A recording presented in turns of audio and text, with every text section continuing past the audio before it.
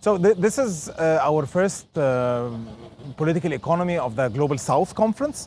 The idea was, of course, to capitalize on our networks, to bring all of these partners and their partners in turn from the different parts of the Global South, from India, from Southern Africa more generally, not only South Africa, from Brazil, from Mexico, from Colombia, together, of course, with a number of researchers from the Arab world, from the Middle East and North Africa, all to converge in Cairo in order to discuss a number of topics that could all be reduced somehow to a very critical and serious discussion of the future of global governance from a political economy angle. And that's why the topic of the theme of the conference was global governance that is changing, and whether this is a chance for a breakthrough for the Global South or whether we are witnessing a breakdown of the existing governance structure.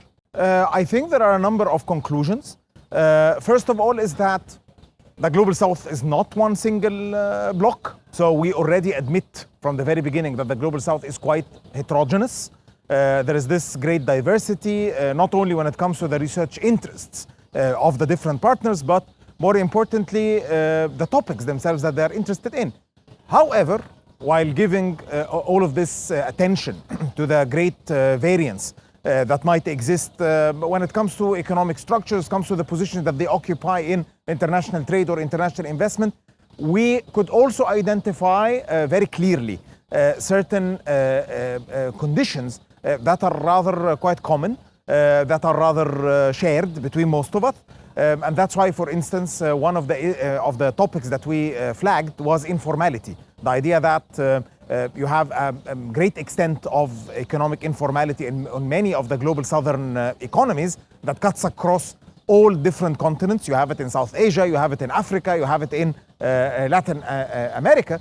And we are interested in exploring this in relation to social protection, in relation to labor conditions, in relation to also international trade and investment. So all of these were topics that emerged in the number of paper submissions in the sessions, but it's also going to be subject for future collaborative research between the different centers. So informality is definitely one of them. Another, of course, was industrial policy, especially in relation to questions of technology transfer as well as climate change, and they are both very much related to each other, definitely. So we got 25 paper submissions, and the idea of the conference, of course, is the alignment of the different research interests that are already being pursued by our different partners in the Global South.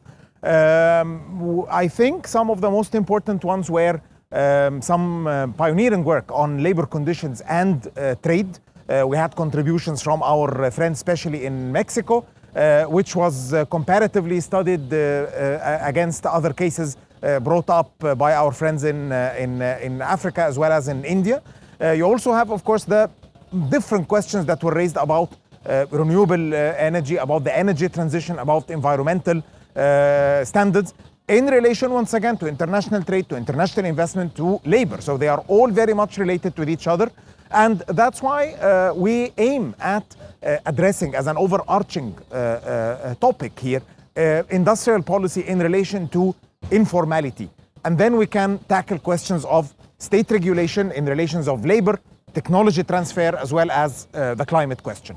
This is a major challenge that was already underlined because some of the industrial policies or features of industrial policies that are in place are not actually paying any attention beyond lip service to the question of the environment. So this raises big questions about future growth, about future employment, quality and quantity of employment in relation to sustainable environmental choices. But in the meantime, the research agendas of the different centers also showed the importance of taking into consideration the power dynamics, not only within the Global South, but in relation to the Global North as well, in relation to questions of renewable energy production, the question of the diffusion of certain technologies. So there was this talk about the reconfiguration of supply chains in areas like electric vehicles, in areas like solar panels, whether there is actually technology transfer that is happening between firms in the Global North and those in the Global South. So we have so many questions, and we are struggling not only with the empirical parts that have to do with policy making, but we are also grappling with so many questions on the conceptual and theoretical levels as well. And that's why the part of the future collaboration is also going to be about the paradigm that we can develop together in relation to the empirical questions that we have on the policy level. So it's two-track things that are not parallel to each other, but rather that intersect on many points. Well, to start with, there was some significant differences and disagreement, as a matter of fact, about what industrial policy means exactly. So we have some contributions from the Mexican and Indian colleagues, which actually talked about the industrial policies on the state level, meaning the sub-national state level, because these are federal countries that are quite big in terms of population as well as geographically. And this means that even within these units, there isn't one single priority that is set top-down.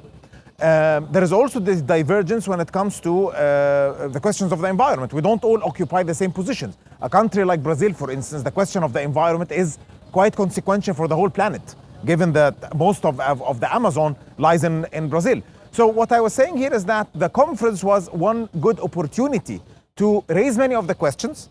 I cannot claim that we have answers yet, but at least we have some good pathways towards raising what we hope to be the right questions, and eventually through a collaborative way within the Global South, but also with our partners in the Global North, maybe we can contribute in an informed manner to the ongoing debate on the global governance questions, with special focus on both issues of employment and climate change. So this is our first political economy of the Global South Conference. It's being organized by the Pathways Beyond Neoliberalism program that is based in the American University in Cairo and hosted in the School of Global Affairs and Public Policies. This is part of the network that binds 4 other centers in the Global South, which work on this sustainability and equity in South Africa, India, Colombia, as well as Mexico. And it was in Cairo that we started what we hope to be or to become a series of global political economies that would include an expanding network of scholars, practitioners, policymakers, journalists, and other stakeholders in the future.